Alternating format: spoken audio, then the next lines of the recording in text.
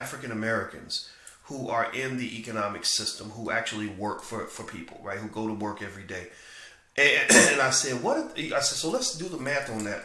If each of those people spends 40 hours a week at work, then 20 million times 40 hours a week is 800 million. So we put 800 million hours of our time into building other people's empires. We invest 800 million hours of labor. Labor is what they call human capital. Human capital that's how America got rich off slavery. America got rich off slavery because they had a lot of access to either low cost or free human capital. So human capital has value. And so we spend 800 million hours a week in our community building empires for white people. And so I said, so let's say that labor has an economic value of, say, $20 an hour. It's worth more. It's worth actually more like $50 an hour, in my opinion, on average. If you really put it to its best use, it would be $50 an hour. But let's say that it's just $20 an hour. Do basic math. That's $1.6 billion a week that we are contributing right back to white people.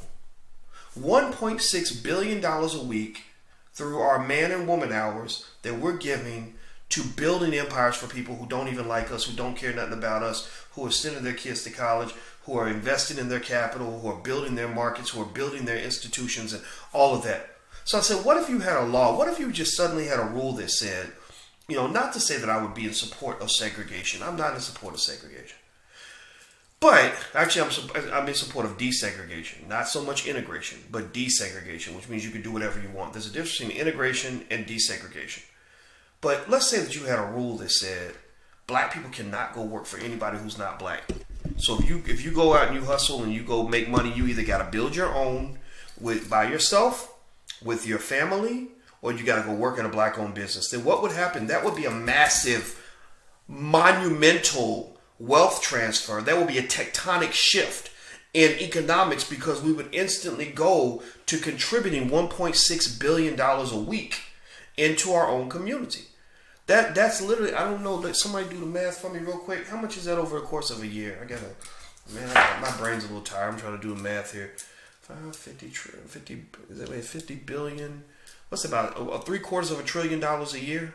So something like that, somewhere around there. Somebody give me an exact number so I know what the number is. But that would literally be several $1 trillion over the course of time, reinvested right back in the black community. People talk about it not investing in black folks, and we talk about that and we complain. Somebody said that's it looks like we got a troll here. Oh man, I wanted to delete the troll. Damn, couldn't get him off here. Anyway, troll, I see you, troll. So if you come up, you pop your head up again, you're gonna be busted up out of here. So you better just watch in silence, motherfucker. Excuse my French. I'm sorry, I shouldn't be cussing today. I promised myself in the new year I wasn't gonna cuss. Anyway, you mess with my people, I get a little crazy. All right, so here's the point. My point is to say that when you talk about where resources go, just where you put your energy, where you put your time, plays a huge part in what projects are more likely or at least less likely to succeed. So if all of us are putting our energy into investing in white-owned businesses, then those businesses are more likely to succeed. Your other businesses are going to fail. It's like if you've got two children and you put all your time into raising one child, loving one child, and feeding one child, and you don't spend time with the other one, then that other child is going to suffer and maybe even die, right? Well, or a relationship. If you have, if you're a woman and you choose to spend your time with one man and give your love to one man and not give any love to the other relationship, then that other relationship is going to die. One relationship is going to flourish. So for black people, we have value, a lot of value to other people. We have more value to other people than we do to ourselves. So you don't think that you're contributing to the economy very much when you get up and go to work every day. But when you get up and go to work every day, you're adding capital to the capital base that runs this country. And unfortunately, much of that base is controlled by white folks. So my argument is, maybe if we start to believe in ourselves and we commit to a bigger vision, we can say, you know what, I could put that 40 hours a week into this thing over here, but I think I'm going to put it into this thing over there and build something over there. So that thing has more of a likelihood of success than the other thing over here. Another example I can think of is sports, right? I was talking to somebody about how sports is really athletic ability is the black man's curse. The black male is arguably the greatest athlete. The African American male actually is arguably the greatest athlete on the planet. And so many of our boys, because we see so much value in sports and we see that as a way out, we think that that's our most likely pathway to success. We will invest everything into sports. So you literally have millions of black boys investing millions of hours a week into sports. So as a result, we have a few LeBron Jameses that come out, a couple of Shaquille O'Neals, etc. 99.9% of them, unfortunately, fail. 99.9% of them never make a penny playing sports, right? But that 0.1%, it reaches success, and that makes us feel like it was a good investment, maybe, even though it's not a smart investment at all, really. There are other things you can do that are far easier to be successful at than sports, but I can say that all day, but, little kids, they're not going to listen to us when we say that, right? So, the point in all this is to say that if you're talking about where you're going to put your time, I encourage you to consider putting your time into you, not putting your time into other people. Why would you spend more time building somebody else's dream than you spend building your own? I mean, why would you do that? That's not logical. That doesn't make any sense. Are other people spending more time building the black community than they spend building their own community? I mean, name some Arabs and Asians that en masse that are putting more time into building the black community than they spend building the Arab community. Name some white folks who spend more time. I saw the troll. He's like a roach. He's like a little fly. I kept trying to look for the fly and I caught his ass. He's out of here. All right. So name some white folks who spend more time, investing in our community than they spend investing in white America. You don't have that. There just aren't. You just can't think of any examples. You're really unique in the way that you've been brainwashed. To some extent, we're consistently economically played. And I think that's why, someone like myself, that's where I can make my contributions because I understand how the game works. I've been a finance professor for 23 years, so I know where the bodies are buried. I kind of know how this game is played. If you show me somebody in America who's wealthy, I can kind of figure out the economic system and the economic dynamics behind their wealth accumulation, how they were able to pull that off. Somebody says, have I heard from Umar yet? No, Umar doesn't talk to me. He's never called me back, never spoken to me. I called him a bunch of times about a year and a half ago because I wanted to work with him. I really did. I really wanted to work together. I work with a lot of people in the black self-reliance space, like Tariq Nasheed and Malik Shabazz and David Banner and Michael Emotep. I mean, it goes down the list. And I wanted to work with Umar as well, but it just didn't work out. But I get along with pretty much everyone else that I can think of. Brother Polite, I met him. He's a cool guy. Tariq and I are friends. I texted him yesterday, Happy New Year, and we talk every now and then. David Banner and I are cool. So Umar's kind of the only guy that I wasn't able to make something work with. I won't say I don't get along with him because it takes two to kind of fight. I'm not really out to fight him. I just tell the truth about things. But I don't have an interest in being mad at him. And somebody said, why does he speak in third person about himself? I have no idea. If you ever hear Boyce Watkins talking about Boyce Watkins as if he's another person and saying, well, Boyce Watkins does not do this and Boyce Watkins does not believe that, then please just slap me upside the head. Like, cause that's not, you shouldn't do that. You shouldn't talk in third person about yourself. It just ain't a good look. So no, when I talk about me, I'm going to say I, and I would be if I'm talking about the guy in this chair, then I will say me or I. I won't say Boyce Watkins because that just doesn't even sound right. All right. So anyway, let me say this before as we move on. Do me a favor, hit the share button if you're on Twitter, Facebook. Please invite your Facebook and Twitter friends in so they can join the conversation. Also, if you haven't got a free e-copy of my book, It Takes a Village to Raise the Bar, you can do that at drboycewatkins.net. That's drboycewatkins.net. Write that down. Also, our stock market investing class starts tomorrow night at 8:30. So you can still sign up. You can go to blackfinancialliteracy.com. That's blackfinancialliteracy.com, and you can sign up for our course, which starts tomorrow, on how to invest in the stock market. We begin with a 6-week kickoff, and after that, each week we will have meetings and we will do lectures on different topics, bringing guests, all that stuff. Will the stock market class replay? Yes. If you can't make it to the actual class time, the live class, every recording is made available. You will be overloaded with tons of content, tons of video, tons of lectures, tons of slides, self-study exams. I'm putting those together now. Also, there is a recommended reading list. I actually have a list of financial books that I recommend for the course. I'm not going to force you to read it because I don't want to put pressure on you and stress you out, but I am going to give you a ton of books you can read to make sure that when you walk out of there, or as you move forward, you won't feel 1 ounce of trepidation when it comes to the stock market. You will be able to explain it to your relatives. You'll be able to kind of understand the key dynamics. Now, why do I feel qualified to teach that class? Well, because my whole dissertation, my 157-page dissertation at Ohio State, was written on the stock market. So I am an expert in the stock market, not just a financial advisor, not just, the financial advisors. Those are the kinds of people that we used to teach. I'm a person that can actually show you a financial asset and write out the mathematical equations to show you how those assets are valued, and show you even beneath the parameters in those equations how those parameters can vary based on other elements and constructs that determine what that parameter does. So for example, if an equation has the interest rate in it, I don't just talk about the interest rate. I can actually talk about the factors underneath the interest rate.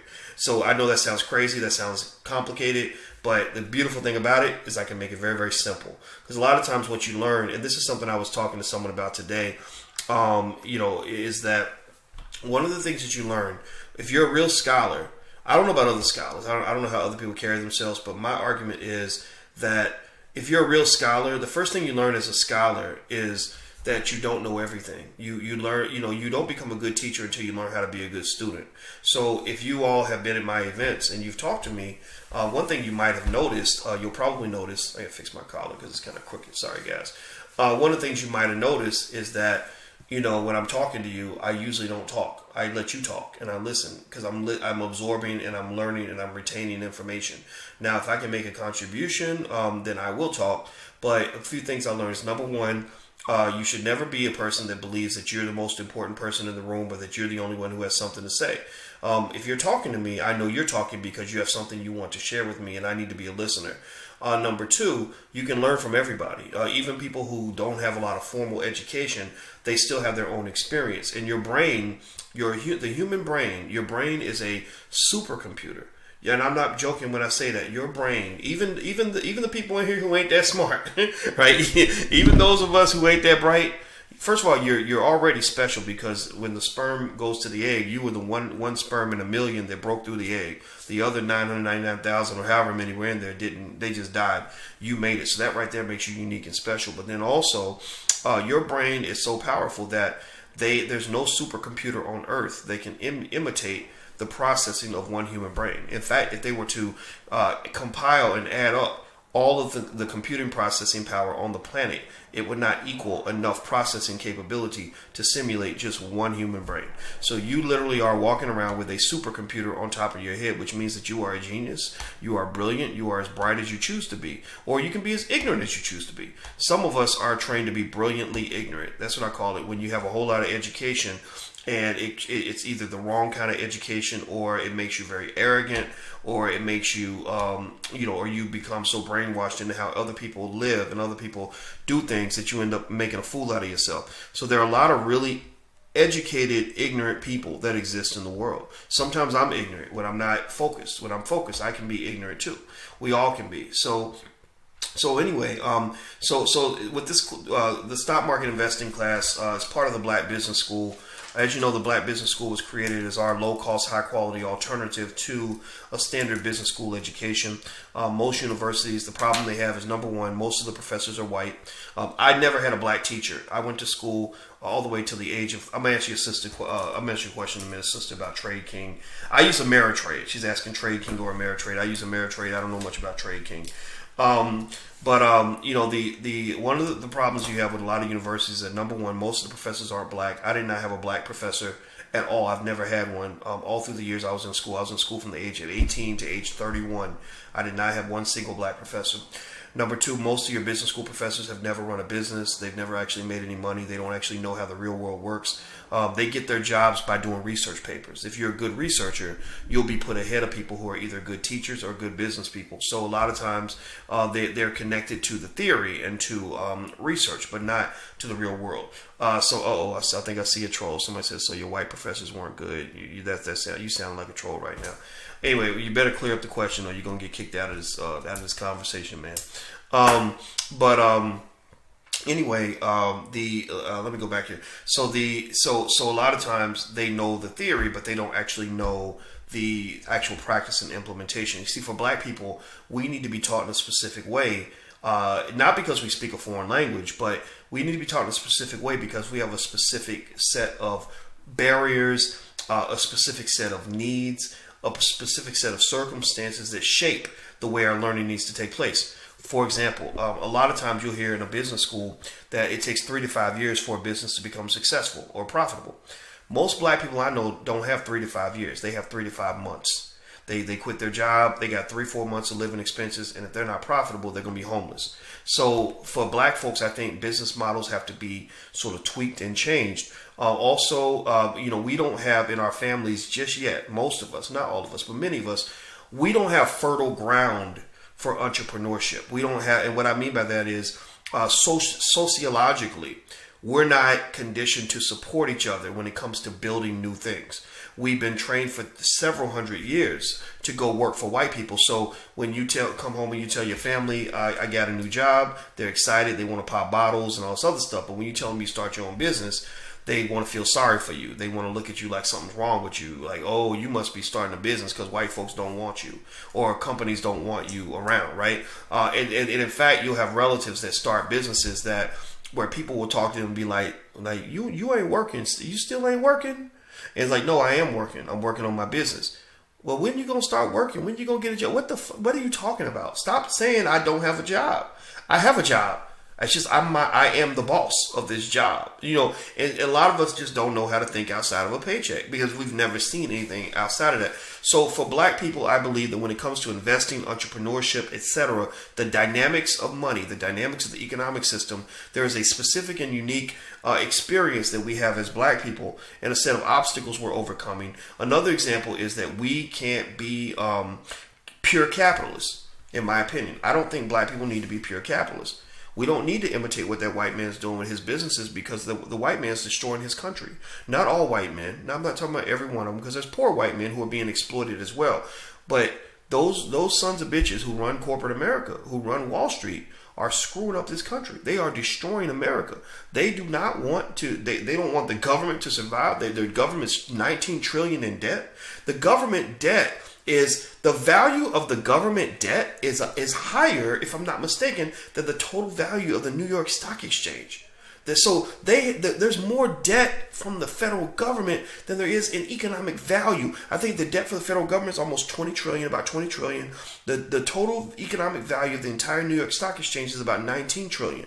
That is a scary thing. I'd be curious to know if that's how close that ratio's been historically. I bet during World War II, it wasn't even half. So they're ruining this country with their commitment, toward just extreme pure capitalism. It's ugly. I mean, it's really ugly. So I don't want black people to just sort of take white capitalism or white supremacist capitalism and put a black face on it.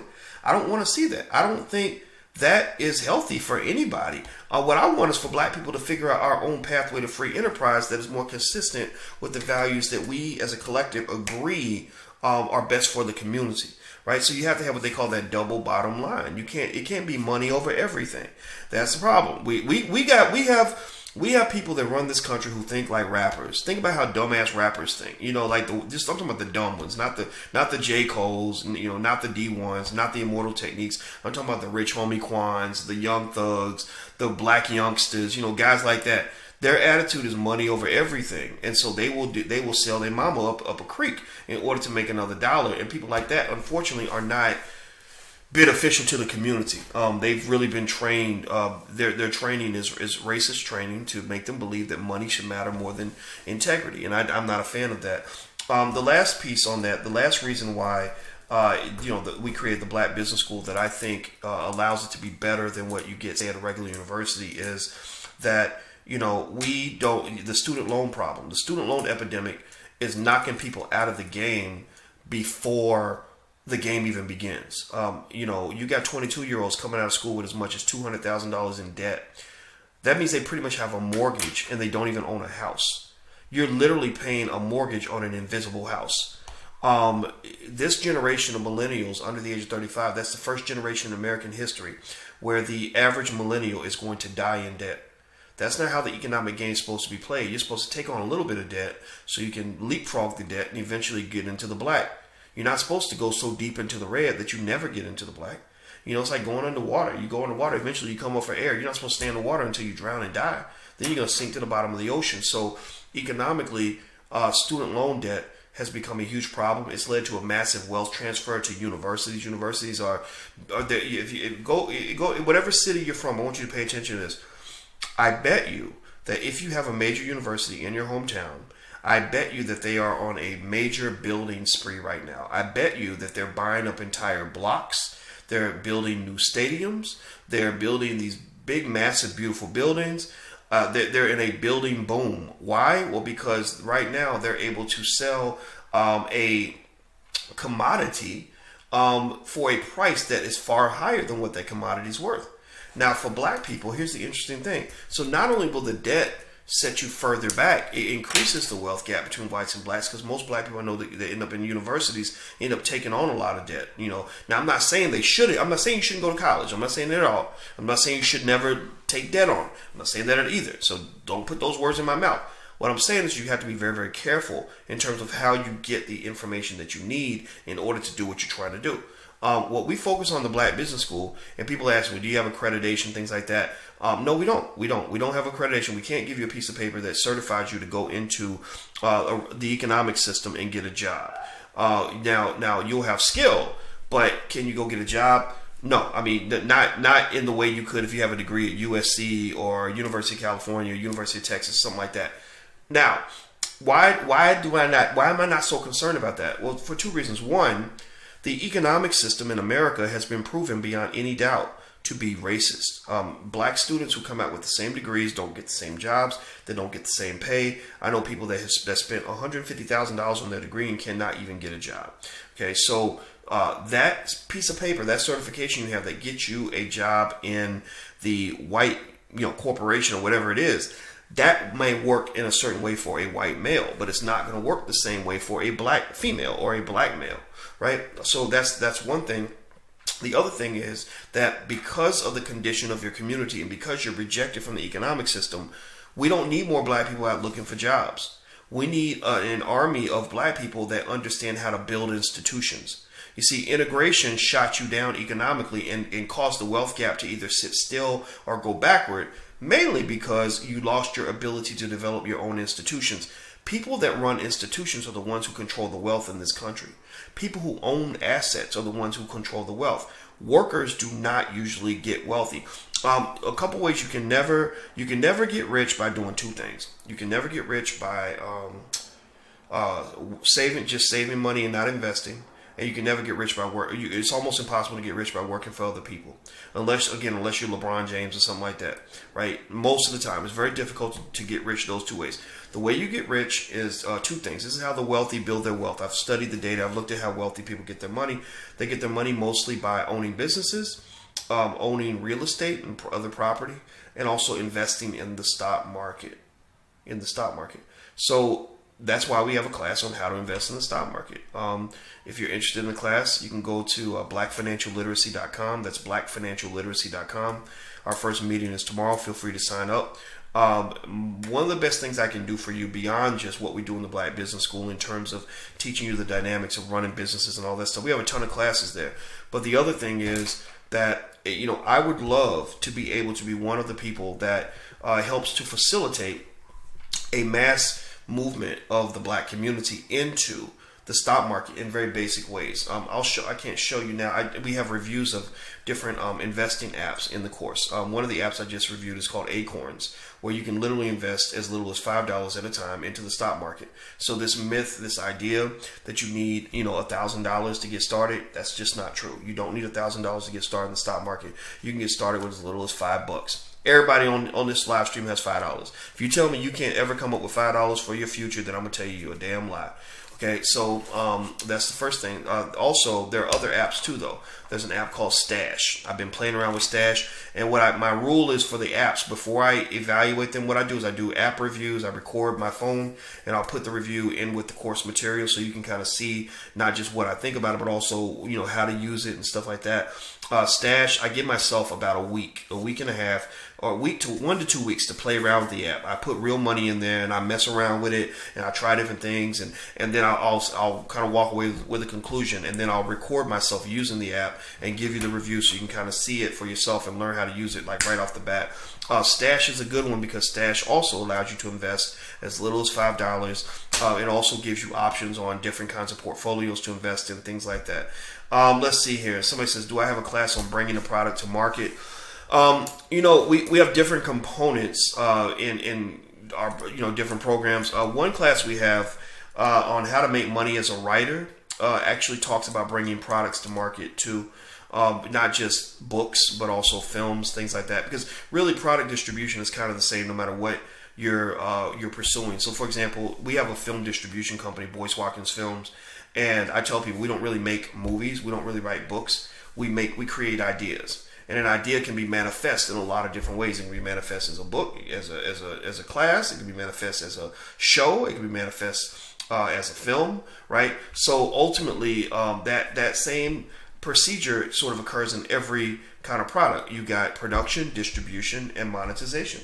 That's the three. Those are the three pieces. Can you produce it? Who's going to produce it? How are you going to get it out to the public? And how are you going to make, figure out a way to make some money at the end so you can keep making stuff. A lot of filmmakers I see make the mistake of making a movie. They'll spend their last penny making this damn movie. They'll put everything they got into making this damn movie. And then I'll say, so what's your plan on monetization? How are you going to get your money back? And they'll say, I don't know. I think I'm going to try to sell it. Okay, so what you're saying is that you're looking for the white man to bail you out because you're looking to go to one of his companies and get them to buy your movie. And so I say, well, what happens if they don't buy your movie? I don't know. Well, you need to have a plan B. Everybody needs to have a plan B. Doesn't mean white folks aren't good partners. They could be good economic partners if that's what works for you. But it does mean that their system does not have room for everybody. It means that a lot of people might go out and they'll put $100,000 into making their dream movie that they want to see made, and not have a single damn plan on how they're going to get it out to the public or how they're going to sell that thing. I don't operate like that. When we make movies, I'm always like, okay, yeah. Like, for example, I'll give you a real life example. I did business with a brother out in Los Angeles over a film, and I'll tell you what, he burned me up and made me so mad. He screwed up the whole deal, and because we were going to sell it to Sony. That was the plan. We're going to sell it to Sony. So I went ahead and made some extra investments in it, and then he just kind of did some stuff that didn't make any sense to me. And I said, okay, well, that's all right. If you can't get Sony to buy it, then let's go to plan B. And he's like, what's plan B? I said, plan B is hand to hand, man. I mean, the same thing Sony does, black people can do that too. Stop acting like white folks have a magic key that you can't get access to yourself. Black people can create broad distribution channels within our community if we understand how all that works. I did not come into the entertainment industry looking to be an entertainer. I've never cared about that stuff. I come into the entertainment industry trying to understand how to be a businessman. When all these rappers hit me up, ever since I got hooked up with that rapper, or linked to that rapper, Young M.A., because people think that I was the reason that she became famous, which I guess, I don't know, maybe I was. That's what she says, but it doesn't matter. I don't care. That's not a big deal to me. Rappers will call and ask me for advice, and I'll be like, the best thing you can do as an artist is take your ass to business school. Sit down and learn how the industry works. Learn business. Learn production, distribution, monetization, manufacturing, marketing, everything. That's what you want to be good at. So the same way that we become maestros on the basketball court, we can become maestros in the boardroom. If we became maestros at business creation and at investing and the way we kind of look at money, we would instantly we wouldn't just close the wealth gap. I'm not talking about closing a stupid gap. We would actually surpass everyone else. Just like a basketball game. Why would you play in a basketball game when your goal is simply to tie the other team? That don't even make no damn sense. That's stupid. But that's what they're saying to you when they get you thinking about these stupid wealth gaps. The wealth gap, the achievement gap, the unemployment gap. Man, excuse my French, but y'all got, can I say a cuss word? Fuck a gap. Fuck a goddamn gap. Focus on getting ahead. Focus on winning the game. Go for the win. Don't go for the tie. Don't go for like an honorable mention. Go for the win. Black people, go for the win. All right. I'm calming myself down. I can't help it. It just gets to me. It's like, we can win. We're supposed to win. We're the best. We're not the white man's little brother. Like, we actually are the original kings and queens. We gave birth to the earth. The black woman gave birth to everything. And the black man was right next to it when it happened. We ran Africa in ways that had the Europeans fascinated. If you read Dr. Claude Anderson's book, y'all see me bring this book up a lot, Black Labor, White Wealth. You can go to the DrBoyceLibrary.com if you want to check it out and consider getting a copy. I have a list of books I recommend black people read. This is at the top of the list. Black Labor, White Wealth. DrBoyceLibrary.com if you want to get a copy.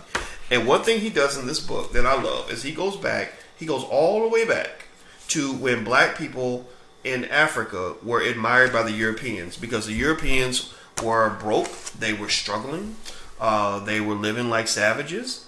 And the Africans had everything. They controlled everything. They also had access to knowledge that the Europeans would go to them in order to obtain. They knew astronomy. They knew mathematics. They understood medicine. They understood so many things the Europeans did not understand. So you probably have an inferiority issue, largely because you were never ever taught who you truly are. You were probably educated to think that your journey as a black soul in this world has been up from slavery, up from nothing. Think about Hollywood, how tacky Hollywood is. Even some of these Hollywood Negroes and the movies that they make, the movies that they agree to, movies that they get excited about, they love to tell the slave stories and the segregation stories, but they don't actually go. They wouldn't dare go back and tell the African stories. They won't go back to before slavery, but they'll go back to when slavery was in existence. They'll go back to the Civil Rights March, and it makes sense, right? Hollywood's run by whites and Jews. They're not, and just the fact that you're asking them to pay for you to tell your story is a problem anyway. They're not going to ever pay for you to really tell your story in an honest way. They're going to pay you to tell a story where the white man gets to be the hero. That's it. Most of these stories, every movie you watch about, slavery or integration or anything like that, I want you to watch critically, and I want you to look for the white hero. I want you to ask yourself, okay, oh, there he is. There's the white guy that the audience can identify with. There's the white guy that lets white people come to this movie and not feel guilty, and feel like if they lived in 1908, they'd be on his side. They'd be fighting for black people. There he is. So look for that. Look for the white hero. And you'll find it almost every single time. Okay, give me 1 second here. Hold on. All right, so I got to message my brother because he just sent me. My brother's one of my most loyal business partners, and he hit me up with a message he said was important. Do me a favor, guys. In case you haven't done it yet, please hit the share button and share this with your friends. If you're on social media, please share this with your Twitter followers, and also please hit the subscribe button if there is one. And if you want a free e-copy of my book, It Takes a Village to Raise the Bar, please go to drboycewatkins.net. That's drboycewatkins.net. Okay, somebody said brother and they put a question mark. I don't know what that means. Yeah, so anyway, let me hop in here. So Kelly says, or a white enabler. Absolutely. John Ray says 28 to 33% of your check goes to taxes. Then when spend parts goes to taxes, that's nearly 40% of what you earn. go to the government banks. Okay, I don't know what that is. It looks like you're advertising something. Sorry, man. Carrie says, no, they wouldn't. They will be fighting against him. Exactly. And I agree. I mean, but think about it. I mean, if you're white and you control everything and you're getting to tell your own story, like, why would you ever tell a story that makes you look bad? I mean, wouldn't you prefer to receive credit for the fact that you're not abusing these people anymore? That's how I do it. If I was a white man, I'd probably do the same thing. I don't hate people for controlling and protecting their power. That doesn't offend me. In fact, I think that I don't get offended, not because I don't think that there's something that they should be offended about. I don't get offended because I'd rather spend my energy fighting back. If we're in a basketball game, I'm not going to get offended because you score more points than me. I'm going to spend my time figuring out how I'm going to beat you, right? So at the end of the day, that's where I think we need to put our energy. We need to focus on how we can beat other people. Has anybody seen the Black Wealth Calendar? I don't know if you guys have seen this, but here's an image of it. The Black Wealth Calendar is something we created for black people. It basically has images of black people and black families, like building wealth. There are wealth building tips, and every month has a theme. So, here's Black children, and then you have December is Plant the Seed Month, where we talk about wealth. We have 3 wealth building tips on ways to teach your children about wealth.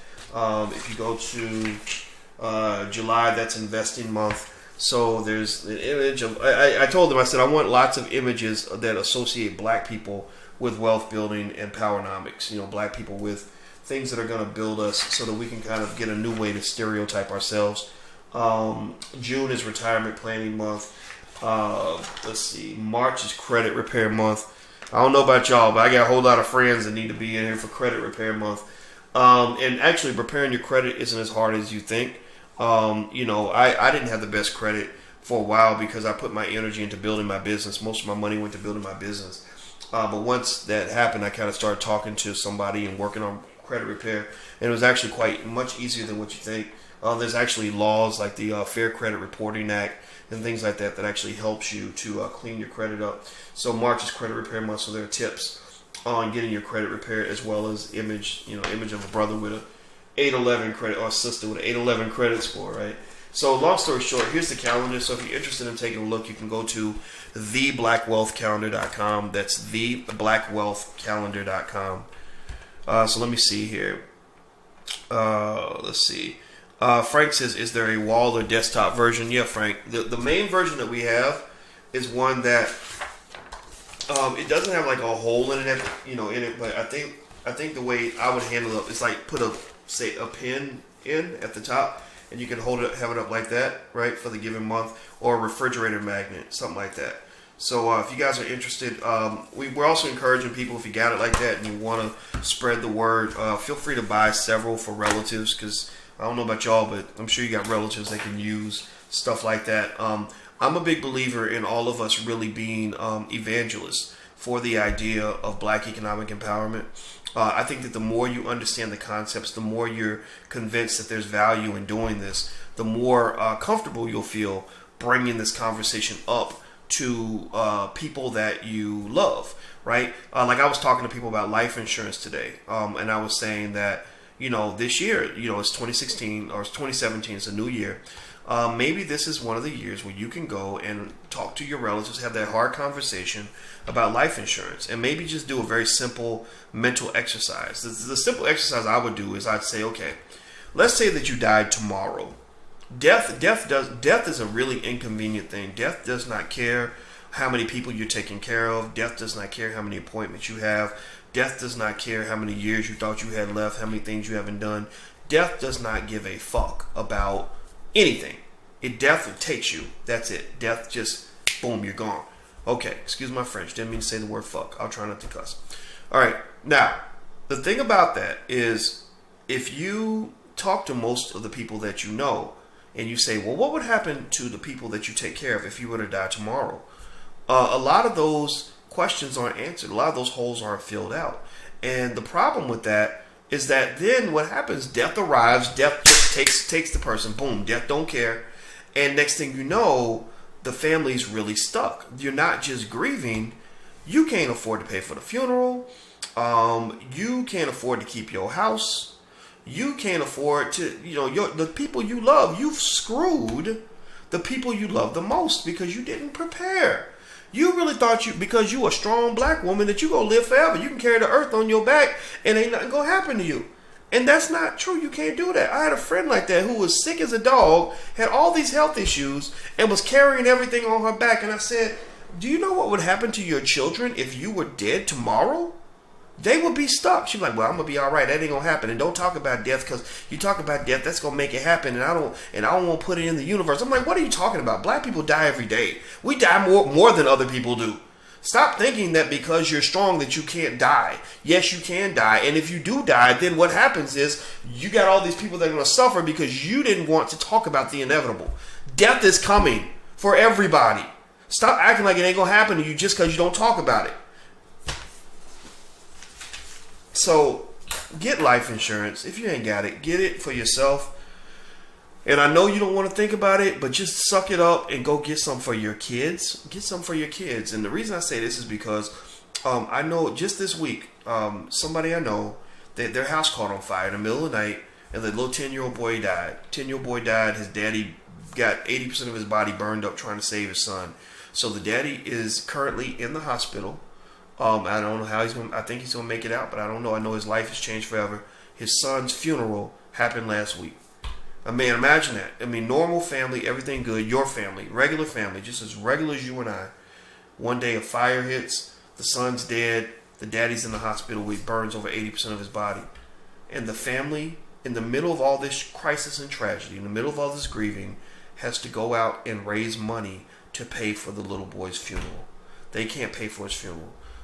So a tiny life insurance policy, I don't know how much it costs to get life insurance for children exactly, but I know it's very, very, very, very cheap. I also know life insurance is one of the critical vehicles for doing two things. One, transferring wealth from one generation to the next, and two, preventing the reverse wealth transfer where you're leaving debt, you're leaving bills instead of benefits, so to speak, as they say in the film Black Friday, right? So if you don't have life insurance, if your insurance ain't caught up, go meet with somebody and get that taken care of as soon as you can. One place that I go that's black owned, if you're interested, is theblackinsurancenetwork.com. If you go to theblackinsurancenetwork.com, it's run by Yolanda Spivey. I respect her. I buy all my insurance from Yolanda. Go to theblackinsurancenetwork.com. Tell her that I sent you, and maybe that'll mean she'll treat you a little bit better. She'll know what kind of mindset you're coming in with. That's theblackinsurancenetwork.com. All right, so would I suggest whole or term? I'm a big fan of term life. I'm not a big fan of whole life because the benefit of whole life is that they invest your money for you. But from what I gather, from what I've read, the return on investment is not as good as you would get, if you were to invest the money yourself. But if you just need it as a savings vehicle, then I guess whole life policies are decent for that because that gives you that cash value. But I buy term. That's what I get. But I'm not saying whole life is always bad. I'll just say that a lot of insurance experts are not big fans of whole life insurance. Let's see here. Keith says, gave one to a few family members. My little cousin loves the flashcards. That's what I love it, man. Thank you so much for saying that. Keith is talking about our financial flashcards that we have for adults and children. They're little flashcards I created related to black wealth concepts. They're not just for children, though. I find a lot of adults use them, too. If you're interested, you can check them out at financialflashcards.com. That's financialflashcards.com. Donnell says, hi from Warsaw. What's going on, Donnell? All the way in Warsaw. What the hell are you doing in Warsaw, man? They ain't got no black people in Warsaw, brother. What got you up in Warsaw, Poland? I'm messing with you. I went to Poland about 4 years ago, and it was actually a very nice area. I went to Poland and Finland and St. Petersburg, Russia, all in one trip. It was a trip to Eastern Europe, and it was interesting. I went there. It was a business trip, and I went with this woman I was dating at the time, and she got married this past week. And I was like, what the hell? What kind of love is that? But we were together for a very long time. She was a very sweet lady. I was happy for her. Her husband made a good pick. She's a great woman. All right, anyway, so let's see here. Joe says most black families are not taught and trained financially. That's absolutely true. You cannot, we have to really fight the brainwashing that we've sort of received over time. Paul says, my sister passed September 24th from cancer. Man, I'm so sorry, Paul. I feel for you, brother. Her last words of wisdom was, it is inevitable. Yeah, your sister's a wise lady. May she rest in peace. She's always going to be with you.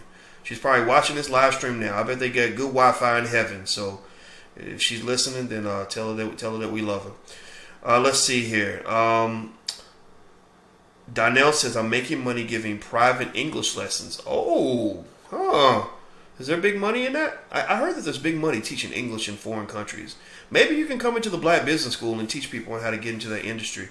Send me an email if you'd like. My email is boyce@boycewatkins.com. That's boyce@boycewatkins.com. If anybody has any business proposals or anything you want, I don't know. Sometimes people want me to come speak at their church or something like that. So that's a good way to reach out to me. Keith says, are you still looking into the real estate equity fund? Yes. The problem now is that I'm looking for ways to do equity-based crowdfunding and figure out what the right licenses are, where we can sell shares without violating securities laws. The Securities and Exchange Commission has laws in place that say that you can't, that you can't just go around selling stock without certain licenses. But they changed the laws under Obama. And which I think was a good move. The president actually made it easier for small businesses to raise money by allowing smaller businesses to sell stock, which I thought was a great decision on his part. Somebody says, how do you make money easily? I don't know about making money easily. I know that we're going to work regardless, and I think that there are good ways to make money for your work, and there are ways where you don't make any money for your work. So while I wouldn't say it's making money easily, I would say that it is that there are ways to make money where some ways of making money are easier than others. For example, if you look at the way Donald Trump, you may not like Donald Trump, but I'll use him as an example. If you look at the way he trains his kids to make money, he's not training his kids to make money the way some of us might train our kids to make money. He's got his children, all working in the family business, just like I do. I mean, I don't like Trump as a person. I don't think we'd be very good friends, but I don't hate him for building his own and standing up for what he's got. His father actually was the builder. His father, Fred, built the family business, and Donald just took the family business to a different level. But if you look at the way he does his children, it's a great model, actually. He has all of his children working in the family business, which gives you more time to bond. When you're working with your kids, you talk to them a whole lot more than you do when you got to go to the factory every day, or when you got to go to somebody else's office every day. So you literally have about 50,000 hours of time with your children that you wouldn't have otherwise. Your children are learning a direct skill. You are the original teacher, not the school system. So you teach your child better than the school system does. That's why I'm telling Black parents, like, over the next couple of years, you're going to hear me vehemently pushing the idea of getting your kids out of these public schools. I'm now working with Black educators right now, leading Black educators from across the country, to develop plans and blueprints where we can utilize technology, find ways to raise capital to get tens of thousands of Black children out of the public school system, to give their parents viable options that are high quality and where the children are safe and well educated, all of that. Long story short, you are the original teacher for your child. Like, never let anybody make you think that they're more capable of educating your babies than you are. Come on, you gave birth to them suckers. I mean, you can educate your kid better than anybody. You just might need some tools. You might need some help. My friend Nomalanga Mushali Moses has a program on homeschooling kids. I think it's theblackHomeschoolGuide.com, theblackHomeschoolGuide.com. And basically, she was a frustrated mom who said, this school system is destroying my kids. I have to find a solution by any means necessary. So I'm going to get my babies up out of here, even if I ain't ready. If I'm not qualified now, I'm going to find a way to get qualified. So what Donald Trump does, going back to that example, he has his kids in the family business. His son's name is Barron, which I think is a great name for a child, because that's just like naming your child king or president or something like that, or queen, because there is a psychologists say there's a deep connection between the name of your child and how they see themselves. That's why children named Dennis or Denise are far more likely to become dentists. They're far more likely to become dentists, and they don't even know it. They'll say, well, the reason I became a dentist is because the money's good and I like teeth. No, the reason you became a dentist is because on a subconscious level, you were told at an early age what you were. So for Black people, our biggest war is not so much white folks. Our biggest war is the subconscious mind. Our biggest war is all the brainwashing, all the programming that we have. And in fact, I have a library of books that I recommend for Black people. And one of the books I'm putting in the library is a book on how to unprogram yourself, how to deprogram yourself after you've been brainwashed. Because I think millions of us have been brainwashed, and we got to work on sort of changing all that.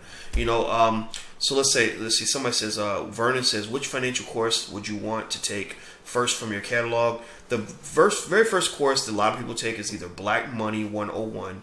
You can go to blackmoney101.com. The first month is free. It does bill you after the first month, so make sure you know what you're walking into. Make sure you check it out first. But that's blackmoney101.com. Also, the Black Wealth Bootcamp is very popular. Ask anybody who graduated from the Black Wealth Bootcamp. They will probably tell you that they loved it. In fact, if there's any bootcamp graduates in here right now, please say a word real quick. Say something about it and how you felt about it so other people can see it. I'm not even worried about asking people on the fly because I know it was designed to be the greatest class you've ever taken, and I believe that it is. A lot of people feel that it changes their lives. They learn more in 6 weeks from our teaching, from what I teach them, than they learned in 4 years of college in most cases. See, Carter says great experience. Songs of Charisma says enrolled. Bless you. Thank you for jumping in. So long story short, it's a great program, and I think you're going to love it. What's the name? It's theBlackWealthBootcamp.com. theBlackWealthBootcamp.com. All right, so let's see here. Okay, so Tina says, I'm in the class now. I just started. God bless you. Can't wait to see you, sister. Let's see. Joe Bunt says, teach black children how to financially focus. Absolutely. Here's the secret for black people. When it comes to black people getting ahead and catching up and, solving a lot of our problems, all we have to do is very, very basic. All we have to do is train about 100,000 black children on the basics of finance, economics, cooperative economics, entrepreneurship, and then maybe even build some businesses in this generation that they can build on in the next generation. If we train 50 to 100,000 black youth on the basics of wealth building and cooperative economics and entrepreneurship, what will happen is we don't have to worry about the other kids. What will happen is that first 50,000 to 100,000 will create jobs for the next 50 million. That's why I said this on my page the other day, and I wasn't trying to be mean about it or anything like that, but I said, what, the black economic revolution is already occurring, and if you're not down for that, that's okay. We don't need everybody on board with this. Because once we build the village, once we build the Black Wall Street, we'll just come back and we'll offer you a better job, and that's what's going to occur. You're already seeing it now. The thing is that the wave is in our favor. This entrepreneurship wave isn't just happening in Black America; it's happening all over the globe. Technology has really shifted the game. It's led to multi-trillion-dollar wealth transfers. Major corporations have lost the lead, and you have billionaires sprouting up left and right everywhere. Now, for black folks, our challenge, our problem is that because we're kind of sometimes late to the game. We're scared of things that are new. We don't go, we don't sort of go where the new ideas are being generated. We end up, in some situations, we end up kind of putting ourselves behind the 8 ball in almost everything. Now, somebody says that the flashcards are out of stock. I don't think they're out of stock, but I'm going to check real quick. Actually, while I do this, do me a favor and go to write this URL down. If you'd like a free e-copy of my book, go to drboycewatkins.net. You can get a free e-copy of my book. It Takes a Village to Raise the Bar by going to drboycewatkins.net. Also, please make sure you share and follow, subscribe, stuff like that. That's part of our long-term plan. What we want to do is develop a big black digital grapevine where we have the ability to disseminate ideas to millions of black people on a second's notice. I'm putting my own money into all of this. I probably over the last decade probably made $2-3 million or something, but you won't really see it in terms of me having flashy stuff, because all that money gets funneled right back into what we're trying to build. It's all about building infrastructure. If you understand how industry evolves, you realize that the development of infrastructure costs a lot of money. It's very hard. That's why a lot of people don't do it, because it takes a lot of courage, a lot of commitment. It takes a lot of capital. It takes a lot of time. And so, when I was years ago, I used to be really good friends with Mark Lamar Hill, and I think we're still friends. We just don't agree. Mark and I fight a lot. But one thing I told Mark back then was, I said, I don't really want to sort of get on the white man's bus. I don't want to get a job at CNN. I don't want to get a job at Harvard University. I don't want to get a job at a major corporation.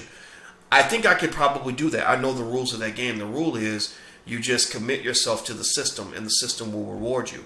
My skill set was already very high. I had a PhD in finance, as much education in that field as you can get. So I know I had the skill. I knew, kissing ass would get me there. But number one, I wasn't an ass-kissing kind of person. And number two, I didn't feel like that was what black people needed. Black people don't need another successful Negro, quote unquote successful Negro.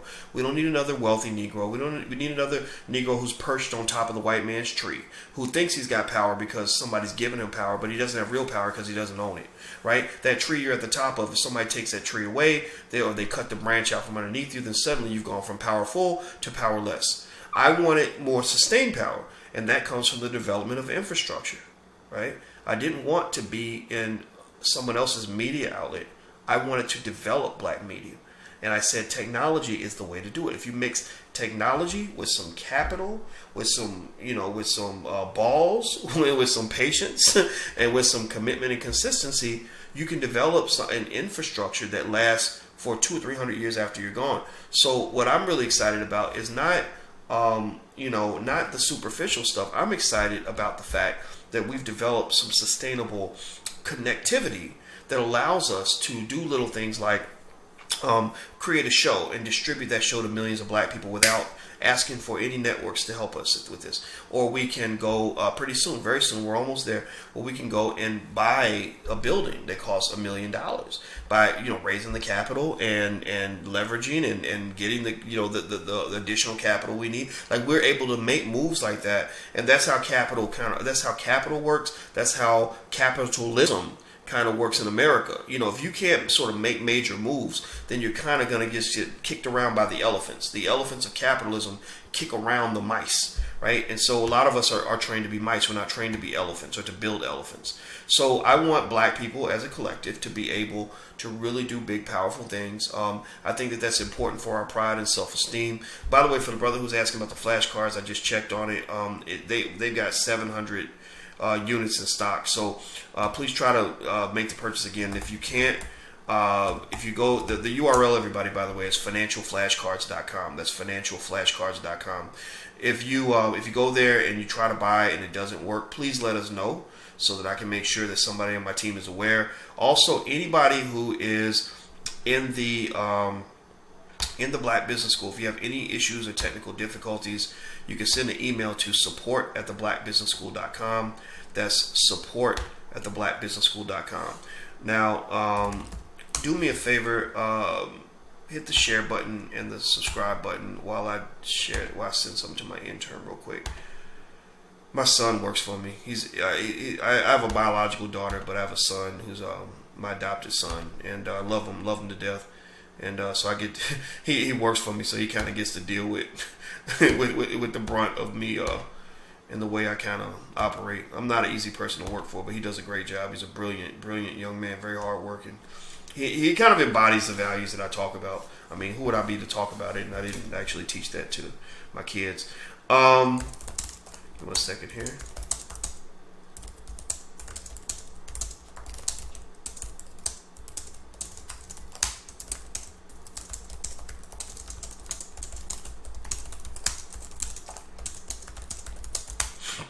Give me 1 second, guys. I gotta type this real quick.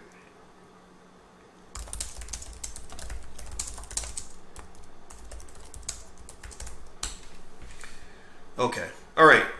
So, anyway, let me see. I'm gonna grab some more of your questions here. So don't forget, our class on how to invest in the stock market starts tomorrow. We meet tomorrow night at 8:30. You can sign up at blackfinancialliteracy.com. That's blackfinancialliteracy.com. You get 30% off the cost of the program if you go to that link. Since you're in the podcast, it's a podcast discount. Let me see. Hold on. I'm trying to find your questions. I'm way down the page. Give me a second, guys. Okay, if you're on the Boyce Watkins page. All right. So let's see. Okay. Mr. Narmer is asking, are there any promotions for Black Money 102? I just gave one. If you go to blackfinancialliteracy.com, you get 30% off. blackfinancialliteracy.com. Jerry says, do you teach how to build business credit? We do talk about that. There is a brother that I've connected with who knows a lot about what bankers are looking for to give business loans. So I'm going to bring him into the Black Business School so he can meet with the students He won't come into the stock market class because that's outside the scope of the program. I'll probably bring him into the Black Wealth Boot Camp. So we do talk about business credit. Let's see, Dr. Boyce, do you have an A and B team that will put money together and try to buy buildings with you? I don't yet. We're trying to get that together. I had something I was going to do with Jay Morrison, but Jay didn't follow up. Jay's my man. Respect Jay a lot.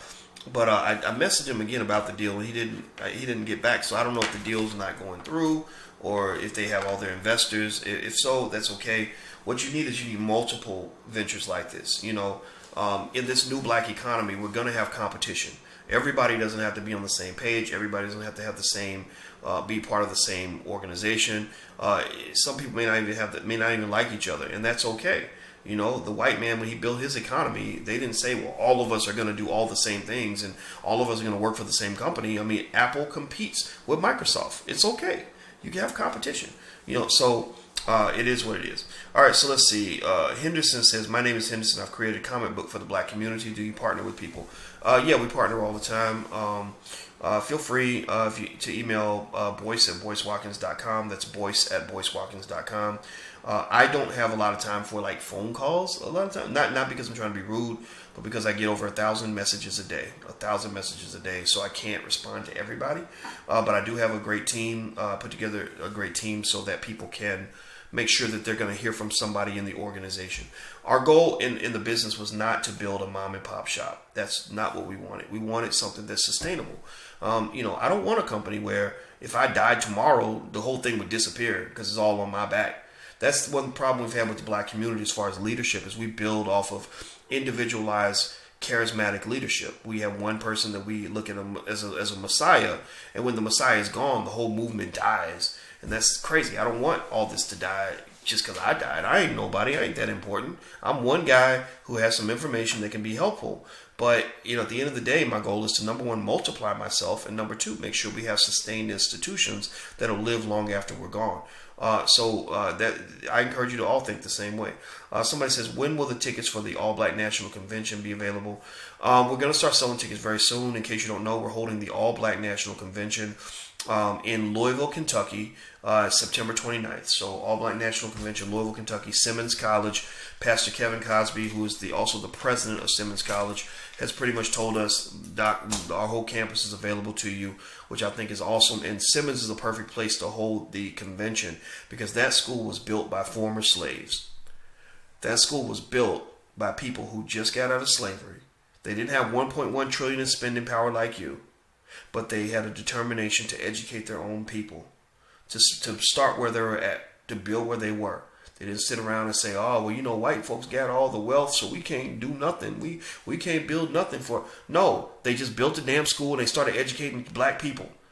And as a result, they've educated tens of thousands of African Americans who got degrees out of that school because these ex-slaves, they knew white people weren't going to do it for them.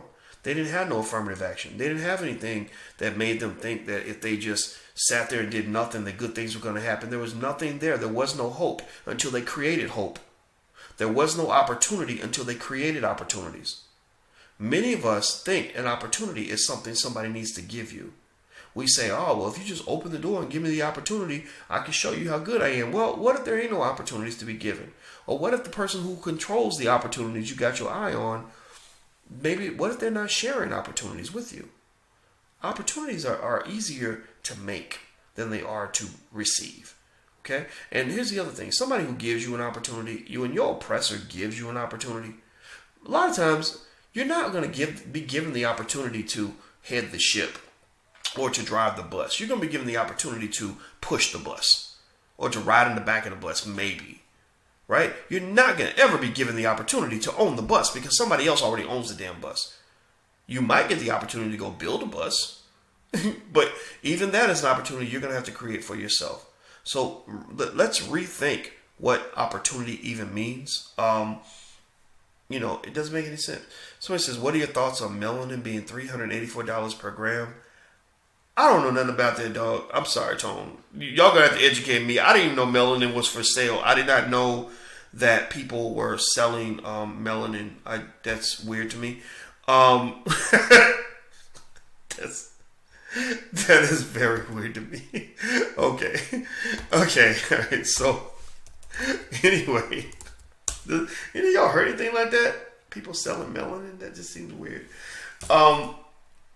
They kill black people and sell their melanin? What the hell?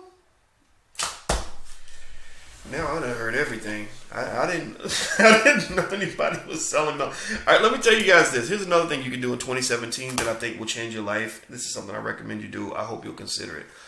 Get together with your relatives. When you go and sit down with grandma's house and eat chicken, like I'm about to do in a little bit, and you are chilling and you're watching the Cowboys game or something, and you're looking for stuff to talk about. Say this to your relatives. Just say something like, "Hey, maybe we could all start a family business together." And then, see, there'll be a scheme, right? You pretend like it's just like something that just came off the top of your head, but really it's a plan. Here's the master plan. What you're really trying to do is this. You're trying to gather together a few relatives that you trust, a few people that are reliable, a few people that are committed, and you're looking to bond together around the idea of helping each other survive economically. So what you do is you sit down and you have a business brainstorming session where you say, look, well, you know, there's this weird guy named Boyce Watkins. He's kind of an asshole, but I heard a couple of things that he said, and I kind of agree with it. And he says that the way you can start a family business is to just sit and have a brainstorming session and just have a notepad and write down all the ideas that come to your mind for about maybe 45 to 60 minutes. And you brainstorm, and then maybe one of you will say, "Oh, well, you know, I always wanted to start a bakery." And somebody else says, "Really? I didn't know you wanted." "Yeah, you can bake, girl. But you know, over at the job at lunchtime, you know, we're always looking for something to eat at lunchtime. So maybe you could start off and you could bake some cookies, and I could bring the cookies in, and we could sell them for $1 a cookie. It'll cost us $10 to buy the dough, and we can make, say, 50 cookies with that $10, and I can go sell the cookies for $1 a piece. We make $50, and then we do a flip." Right? Or whatever, right? Business ideas are very basic. Business is not complicated. You don't have to go to Harvard to run a business. A lot of your ancestors ran businesses, and a lot of them couldn't even read. They ran businesses because there were no corporations to get jobs with. They had to find a way to make it work. So, in fact, I was talking to David Banner about this when I saw him in St. Louis, and I was sitting next to him. We were sitting on a panel, and I was laughing. I said, "Man, people don't understand that starting a business ain't complicated a lot of time. A lot of it ain't. I mean, some of it can be, but it's not that complicated. It's just buy low, sell high. Sell it for more than you paid for it." So you buy the cookie dough for $10, you sell the cookies for $50, you make a $40 profit, and then you do a flip. Now, instead of just buying one batch of cookie dough, you can buy 4 batches. You just got to go find additional customers. And then the next time, instead of spending 10 and making 50, you're spending 40 making 200. 200 minus 40 is 160. Now you can buy 16 batches. Now, instead of spending 10 to make 50 or 40 to make 200, now you're spending 160 to make 800. That's how businesses grow. It's all about the flip, all about knowing how to flip. So long story short, I encourage you to get together with your family and say this, say Dr. Boyce Watkins says, every black family needs to have a family business. Every black family should have a family business. That should be part of our culture. So you sit down and you say, okay, let's brainstorm for an hour and see what ideas we can come up with, and then see which relatives are for real, which ones are ready to put some skin in the game. Those are the best ones to work with. People that don't just talk, but they let their money do the talking. So you talk. So everybody doesn't have to quit their job though. In fact, only one of you may quit your job, right? And 4 of you may use your job, the money from your job, to fund the one person who's going to run the business. So what happened is that if you have, say, 5 people, 4 of you are now owners, and 1 of you is now running the business. So actually, 5 of you are owners, because even the person running the business, they're contributing what they call sweat equity. They're actually doing the work. So maybe they don't have to put up the money. Maybe cousin Pookie, who gets the MBA, doesn't have a job right now, and Pookie is the one where everybody gives the money to Pookie so that Pookie can run the business. But Pookie gives reports every week so you can talk about what's going on with the company. So you all become the financiers, and Pookie becomes the company manager. I know I use Pookie. I know that's so stereotypical, but come on, don't pretend like you ain't got a cousin you ain't got a Riri or Day Day or a Pookie or whatever in your family. All right, I'm Coco, by the way. That was my nickname growing up, Coco. So, and my sister was Tangy. So just in case you want to know. All right, so what I would say that you should do is get together with those relatives, next week. Don't waste time. Don't just waste time. I mean, and the reason, here's the thing. Here's what's funny about the family business thing. This is something that I think is really, really a great opening in terms of us really getting ahead in this game. Is that we already have certain cultures that exist in our community. Getting together for church, maybe getting together at grandma's house for Sunday dinner, or maybe getting together for other celebrations and things like that. So I think that if you infuse economic development into the cultural mechanisms that already exist, then you're not sort of building something from nothing. Also, why do you go to grandma's house and get food? Well, why does grandma feed you? Ask yourself that. Why does grandma feed you? Well, she feeds you because what's she doing when she feeds you? She's showing you love. Right? That's why you cook for people, because you're showing them love. Why am I showing you love? I'm showing you love because I'm giving you food to nourish your body so that you're going to be healthy and happy because you just ate. Right? So I'm showing love to you by feeding you. Well, you know, it's actually a better way to show love. It's just as good of a way to show love is to help people get enough money to feed their kids, to help people survive economically. Right? So the same way we cook food for each other, why don't we cook up some revenue for each other, right? But the thing is, we train our children on how to go in the kitchen and cook, how to grab ingredients and make a dish, but we don't train our children on how to grab various ingredients and learn how to make a business, right? Or learn how to create a business model, right? But the same way you can see ingredients in the kitchen. Imagine this, like, I'm a bachelor. I can't cook for nothing. I'm a horrible cook. I could be in the house and be like, man, I'm so hungry, there's nothing to eat. But a person who knows how to cook could look in my cabinet and say, wait a minute, what are you talking about? You got carrots, you got onions, you got some beef, you got some, I can make something real good with that, right? Because they've been trained to cook. Well, the same thing is true economically. In a way, I'm an economic chef. You know, so somebody might say, my guy, we have no money, we're going to get evicted, we're broke because there's no opportunity here. And I'll be like, I might walk in the room and be like, what are you talking about? What are you talking about? You've got a master's degree in marketing. You've got some lots of free time. Labor has a value, economic value. So you've got free time. You are an excellent cook. And you know how to do whatever. You're good with numbers, right? So, and you've got $2,000 in your bank account that you're willing to invest in family. So we've got what we need to cook up a business model. And we've got the ability to turn water or wine into water. Make wine out of water. Whatever they say, water into wine. That's what it's doing, right? So the thing is, I think that what you want to really understand is that the same way that a chef thinks about cooking with the different ingredients in the kitchen, that's how I think about sort of building wealth and developing economic systems. You see, you can never have 10 conscientious, intelligent black people in a room, especially if they're educated. You can never have 10 people like that in a room and tell me that there is not at least $10 million in that room, that there's not wealth in that room. Wealth is a type of energy that is created when you bring certain elements together. And this is true for the entire universe.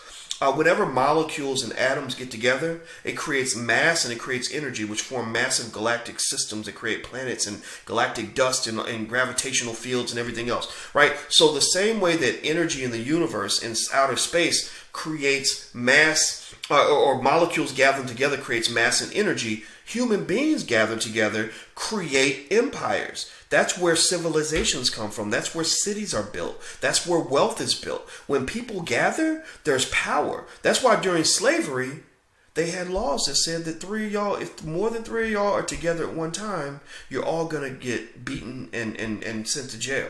Because they knew that when you gather people together, you're creating power. You're creating energy, which is a form of power. Well, the same thing is true. When we come together, economically and otherwise, we're literally creating wealth where there is none. We're creating power and economic energy where there was none. So what I want you to understand is that when you have family, you're sitting on a multi-million-dollar empire just by having a family. Just by having relatives that talk to each other and meet with each other on a regular basis, you're sitting on an economic empire.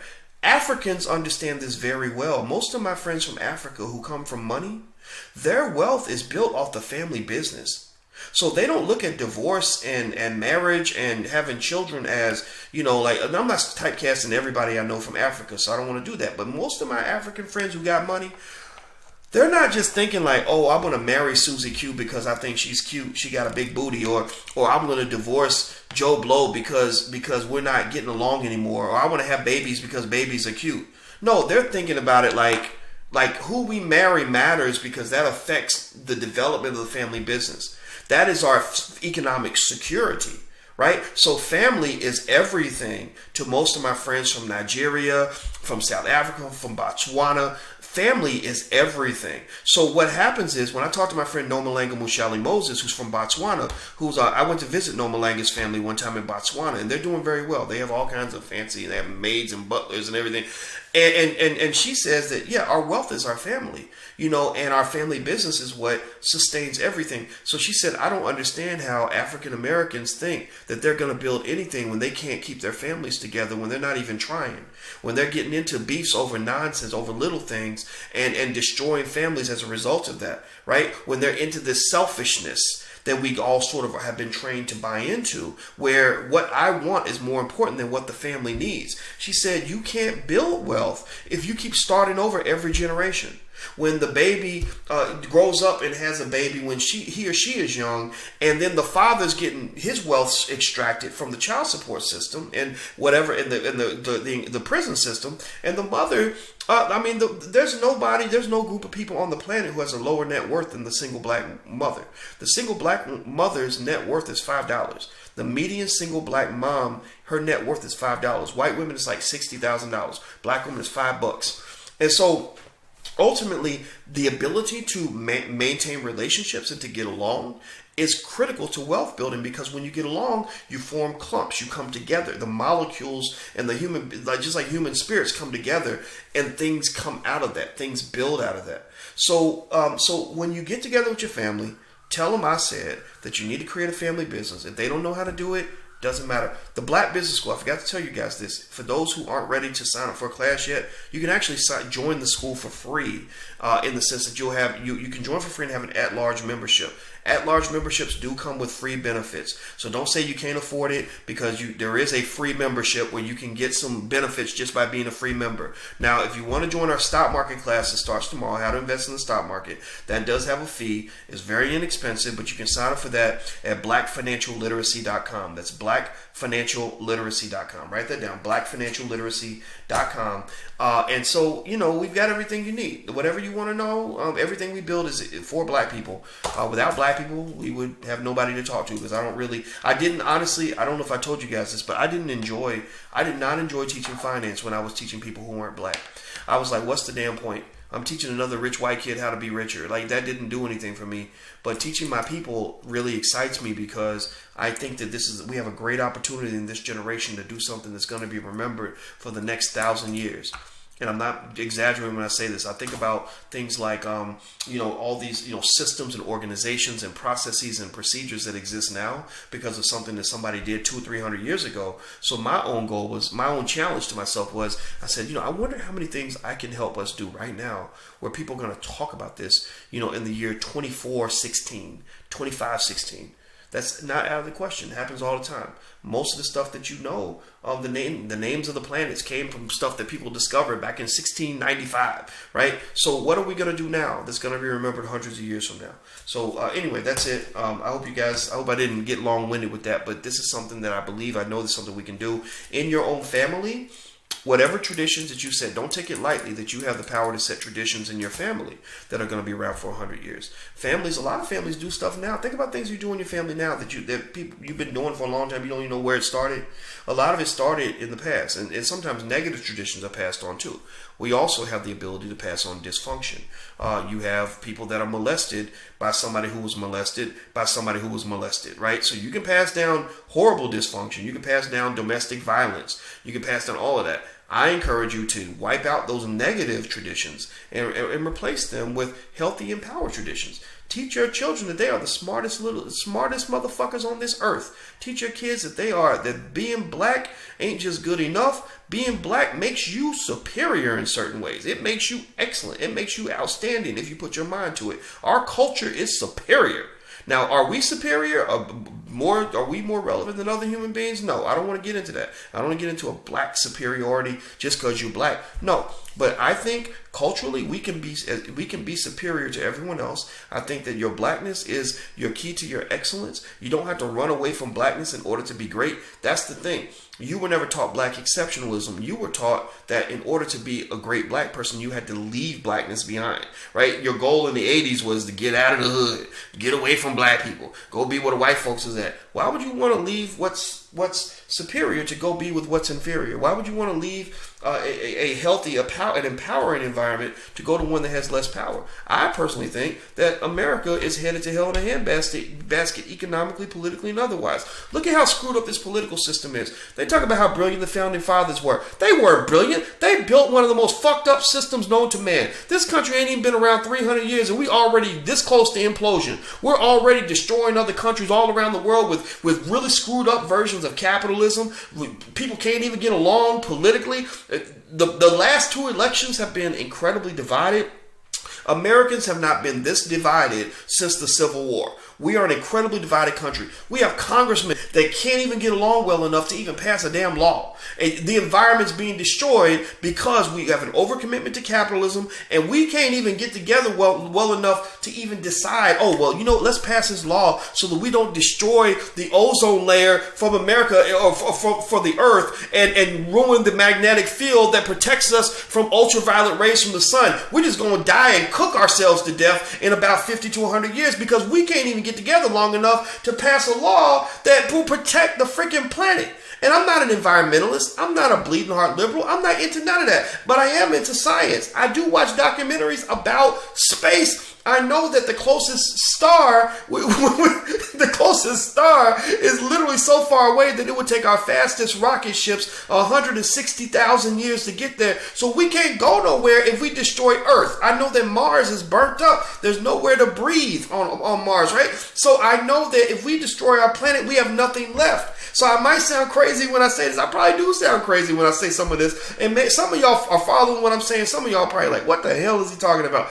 But what I'm saying is, stop pretending that the forefathers were brilliant, that George Washington was a good man. No, the fuck he was not. George Washington wanted to rape and pillage your ancestors. He passed laws that said that if you are an escaped slave, then your children will always be a slave. He passed laws like that. He died. He spent his last days on this planet chasing down a black woman who had escaped from his plantation. He wasn't no hero. He was a horrible person, right? So at the end of the day, like all this stuff that we think represents the greatness of America or making America great again, America was never great. It's not a terrible country though. America does have liberties and freedoms that don't exist elsewhere. So there's opportunity here. Opportunity for you to get ahead as a black person. But stop pretending that doing what they're doing is going to make you exceptional and great. You have to find your own definition of exceptionalism and aim for that.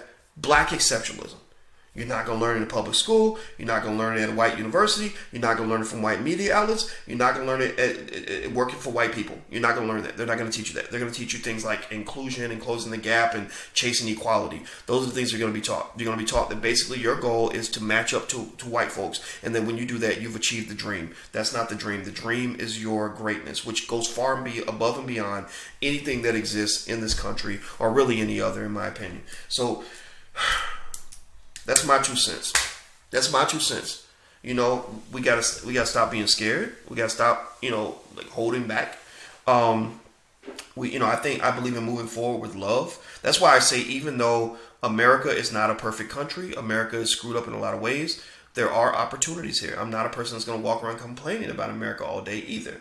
One opportunity you have. Here's your opportunity to blow it out the water. Blow it out the water. America builds weak, lazy people. America does not properly educate its children.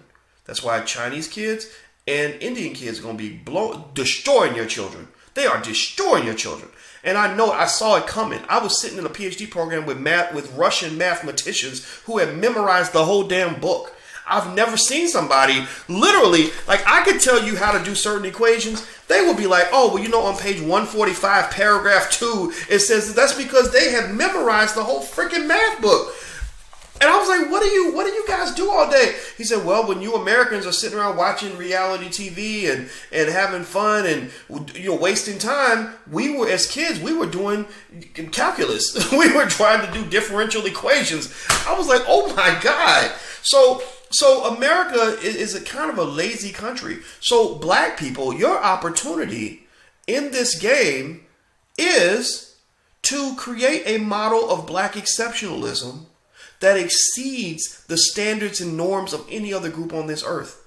Where you are, all we got to do, very basic, very simple, take the level of excellence we pursue when it comes to basketball and football, sports, and take that same model. You know how good we are at basketball, right? Like the kid will be, you know, playing basketball 8 hours a day. He'll be playing in the snow. He takes the basketball with him everywhere he goes. Like that same model of commitment and excellence. He watches basketball all day long. All he does is talk about it all day at school. So it is embedded in him at a subconscious level.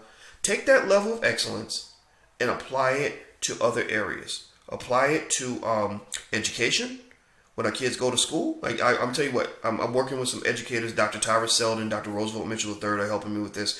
We're actually working to build schools for black children. So just know, like that, this is my standard. This is what I'm thinking. I'm really thinking that there's a level out there that we're not even taught to pursue. Take that level of excellence we pursue in sports, put that in education, and also put that in economic understanding. If we became as excellent when it came to educational pursuits and economic knowledge as we are in basketball and football, we would dominate the earth. We would own everything. Other people can own shit. Next thing we would need after that is we need a military, because people realize they can't outsmart us out of our money anymore. They'd have to come and kill us and take it, and they do that. That's what the United States likes to do. So that means military strategy then comes in as the next thing you have to do. You build first with wealth. There's steps. The steps are understand it, accumulate it, and then you got to protect it. Very, very important. So you know, that's my thing. Like, why are we afraid of being exceptional? Why is it that if I'm a college student and I go to, you know, Howard University, or if I go to University of Texas and I'm hanging out with the black kids, why is it that if I tell them that I study 7 hours a day, they think I'm being too serious or that I'm working too hard? Why wouldn't they just applaud and tell me to work even harder? You know, why is it that if I want to, you know, study 3 weeks in advance for the test and I want to go to the library at 2 o'clock in the morning on a Saturday night, that people will tell me that I'm being too serious, or the girls won't like me because they think I'm a nerd, or people will be like, oh, well, why don't you go to the step show? The step show is more fun. Like, why is that? Why is it that on a lot of our campuses we will see black kids put forth a step show that is so exceptional that it could be in a movie, that it could literally, they look like professional dancers, but your ass can't make a C on your damn biology test? Why are you stellar in your step show but below mediocrity when it comes to your ability to understand mathematics and your academics? Are you going to become a professional stepper? Is that going to actually pay your bills one day? Is that going to really empower you? Or are you going to be a person that's going to go out into the world with a skill that is not marketable, that does not add any economic value or add value to your ability to take care of your household? A lady told me today about a story about a guy she knew. I'll tell you, before I tell you the story, let me tell you, don't forget, if you're listening, if you just tuned in, you probably think I'm talking about something insane. You probably think this is a crazy conversation. Hopefully you can catch up with us. If you have not hit the share button or the subscribe button, please do that. Please share this with your friends. If you're on Twitter, please invite your Twitter followers real quick. Take 1 second to do that. Also hit the follow button. If there's a follow button nearby, please follow. Also, if you have not got a free e-copy of my book, It Takes a Village to Raise the Bar, you can go to drboycewatkins.net. That's drboycewatkins.net. And also don't forget that tomorrow our class on how to invest in the stock market begins. You can actually sign up for the class at blackfinancialliteracy.com. That's blackfinancialliteracy.com. All right, so let me go back and so here's the thing. All right, so this lady was telling me a story about a guy she knew, and this is a story I've heard probably 18,000 times, about a brother she knew who was like a really great football player. He ended up playing in the NFL for some team. I don't remember, Dallas or somebody. And she said that he would first of all he would spend his money like there was no tomorrow. He didn't have much education. He dedicated everything to playing the sport, and then he eventually went broke when the team cut him after 2.5 years in the league. And then I said, so what did he do after that? She said, well, he was depressed. He sat at home. I was out working. I had to go out and hustle because we were deep in debt. We had a lot of bills. I had to work 12, 13, 14-hour shifts in order to pay all the bills. And I said, well, what did he do while you were out paying the bills? She said, nothing. He just sat at home. He just sat at home and would just drink and just sit at home. And I said to myself, I was thinking, I said, wow, we got some real bitch-ass men out here. We got some real men. Now, some of them are bitch-ass men, not because they were born to be bitch-ass men. They were trained to be bitch-ass men. You know, I said, that's a bitch-ass man that grows up thinking that all he can do is play football and nothing else. You know, that basically the scope of his manhood, the scope of his productivity, the scope of his value as a human being starts and stops with what he does on the football field. She even said that eventually the man started beating her up because he was so depressed because he couldn't play football no more that he decided he wanted to punch out his wife. So that makes him a double bitch, right? And again, if any man who's listening, I want you to just understand point blank, if you're a young guy listening, you never hit a woman, even if she hits you. I don't believe in that. Now, if she hits you and hits you hard, or she comes to threaten you, you deal with the threat, you annihilate the threat, but then you call the police and you get out of that situation. You walk away, you leave, go away, because you're a black man. They're going to arrest you first. They're not going to want to hear that she hit you first. They're going to lock you up first. And then after you've been in jail for 2 or 3 weeks and got beat up and maybe raped and mistreated and lost all your money to lawyers, then they might decide to let you out. So don't even go in that situation. If you're dealing with a crazy woman who wants to fight, let her fight somebody else. Don't have her fighting you. Don't you ever hit that woman back. And so anyway, back to the bitch. All right, so this man, because he couldn't play football no more, really believed that he had no more value to this world. I mean, all he ever knew about himself was that he was supposed to play football for some white man's football team. That is absolutely tragic. It's disappointing. It is hurtful. It is wasteful, and it is disgusting. It is disgusting. It is okay for you as a black man to grow up and play a sport. If you want to play a sport, I'm not going to hate on you for it. Congratulations. That's your gift. Black men, we dominate. I'm sorry, hundreds of years of taking the biggest, strongest slaves and breeding them with the other big, strong slaves created a race of people that probably appear to be superhuman. There is no white version of Shaquille O'Neal. There is no white version of LeBron James, because black men, we got something special and the whole world knows it. If you don't believe me, then go look around. Look at what these brothers can do. Okay, that's great, but understand sports has been both the gift and the curse for the black man. It has been both the gift and the curse for the black man, because I've never seen so many young dudes thinking they're going to grow up and play professional sports because they gave up on education.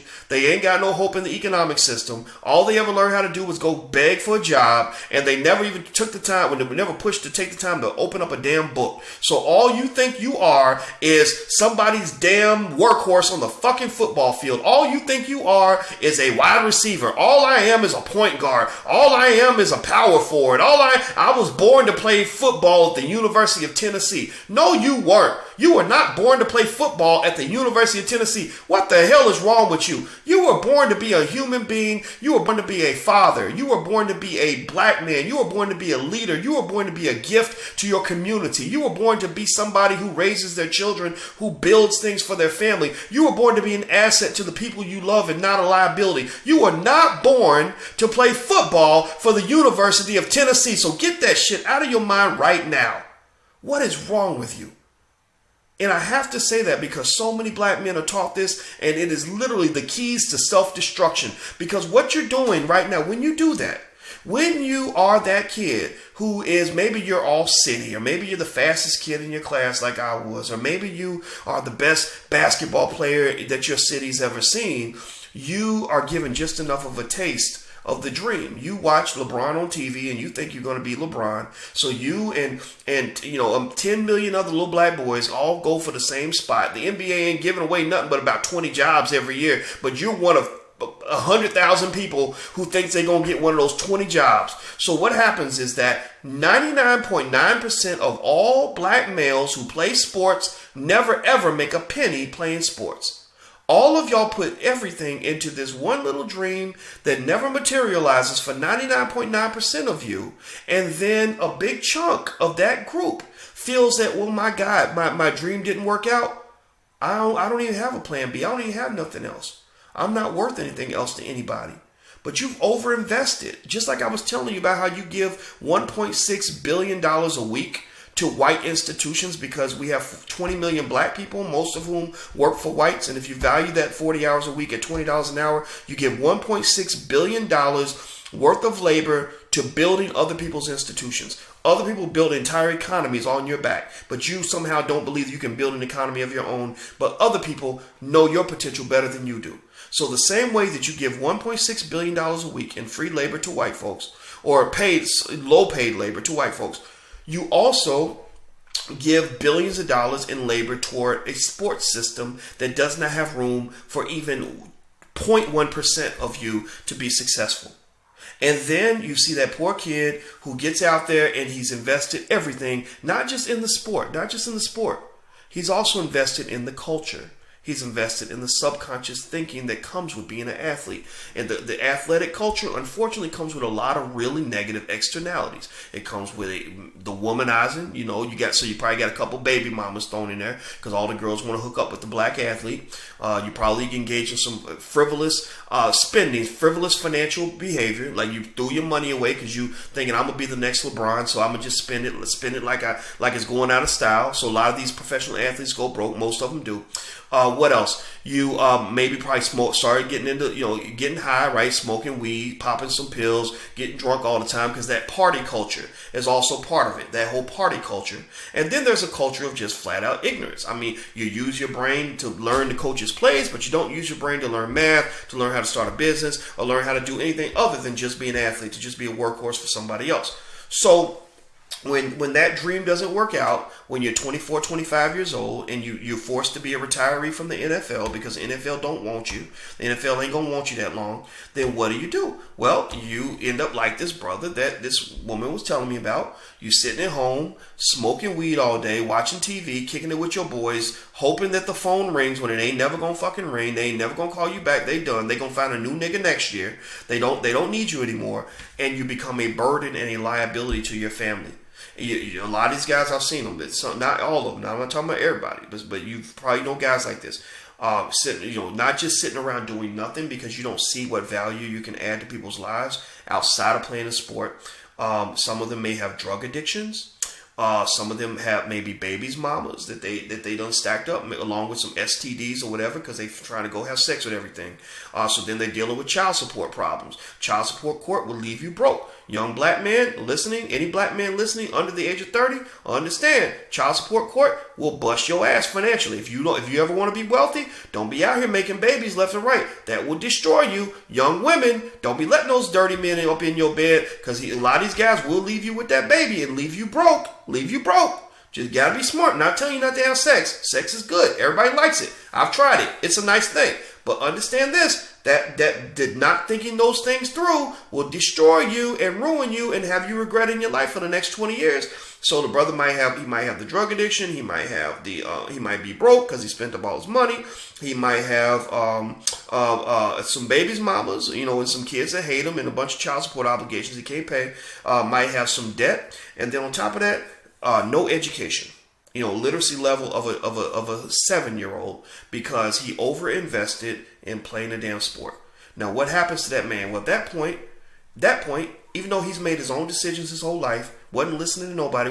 See, guys like that don't listen to people like me. They don't listen to me.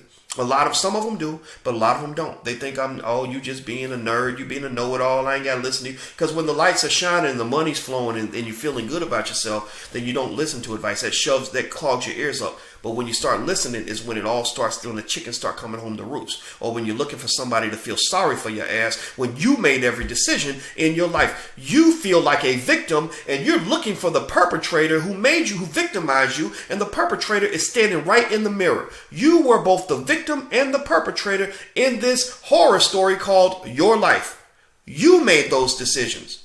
But they don't listen to you until everything's falling apart. And then they want everybody to feel sorry for them. Mama got to pay my rent because it's hard out here. Their child support is $300, $400 a month. I can't pay how am I supposed to pay the child support when I ain't got a job, right? And they're asking you to solve a problem that they voluntarily created. People do that. Y'all know what I'm talking about. You probably know people. You might have done this. I've done it. Where I messed up my own life and I'm like, damn, this is messed up.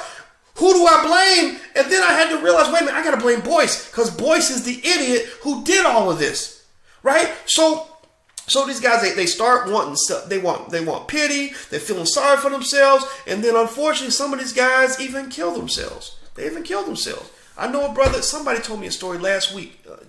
About a guy that played for the Falcons or somebody who used to be a superstar athlete, and he ended up committing suicide. Now, for football players, what you got to understand too, this is why you got to think twice about putting your babies deep in that sport.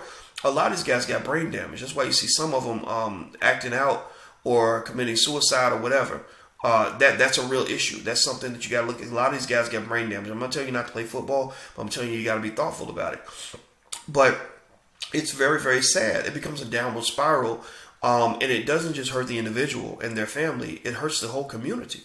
Because some of these men could have been our smartest, strongest men. They could have been our smartest, strongest leaders. They could have been, what I'm doing, right now as a scholar. Some people love what I do, and I appreciate that. But there should be 10,000 Boyce Watkins out here. But I'm going to tell you what happened. A whole bunch of them ended up like I almost ended up. I was into sports. If I could have been an NFL football player, you think I would have been a PhD? No, I would have probably went and tried to go play for the Falcons or whatever. Like, that's what I wanted. I grew up thinking I would be a professional athlete one day. I only did something else because sports did not work out. So when I say that athletic ability is both the gift and the curse for the black man, it's exactly what it is. I thought that losing my athletic ability or not having enough athletic ability was a curse, really was a blessing, because since that option was shut out for me, I had to find other ways to exert my competitive energy. And as a result, I found that I did better in college because I didn't have to balance a full-time practice schedule. I did better as an entrepreneur because when I knew white folks weren't going to give me no job. I became better as a scholar when I knew that I couldn't be an athlete anymore. I knew I wasn't going to be a professional football player. So I said, well, I might as well be a professional economist, right? So that's why I say that a lot of times when I talk about what's building the future for black America, what's going to build this future is not going to be the black people who are in the mainstream. It's not going to be the celebrities. It's not going to be the athletes. It's not going to be the black people who got jobs. It's going to be those of us, you and I, who are who have either been banished from the system or who are sick and tired of the system. We are going to be the ones who build the future, not the people who are in the mainstream. Because when you get accepted, it makes you weak and lazy, just like affirmative action integration made us weak and lazy. Those former slaves who I told you about who built Simmons College, they built that school because they didn't have any other choice. What are we building because we have no choice? We're not building much. The reason we're not building much is because we keep thinking that, well, if we just behave and if we just go fill out the resume the right way and we do what we're supposed to do, we can get instant gratification. We can get the shortcut to glory. But the shortcut comes with a lot of pitfalls that you're not aware of. The main shortcut is that that's not real power. You are getting the impression that you have power when you actually don't have any power at all. Being close to someone else's power is not the same as having power of your own. That is the biggest mistake that black people make in the 21st century. All right. So somebody asked, like, what was my experience with this? Well, somebody mentioned my thing with Syracuse University. Yeah, I had a big fight with Syracuse University. You can go Google it. It was very public. I fought like hell with them. And eventually they did give me a severance or something to keep me quiet. But I used that money to help build my business. And that's when I left the university. So no, I was not welcome in that environment. They had not promoted a black man in my position in over 100 years. And I don't know if they promoted one since then, but that was my own experience on the corporate plantation. So somebody asked about it. And I'm just here to tell you guys the truth. I ain't got nothing to hide. Anyway, so somebody asked, where can you go to sign up for my courses? You can go to blackfinancialliteracy.com. That's blackfinancialliteracy.com. That is where you can sign up for our stock market program on how to invest in the stock market. It starts tomorrow at 8:30. So you can go to blackfinancialliteracy.com and sign up. blackfinancialliteracy.com.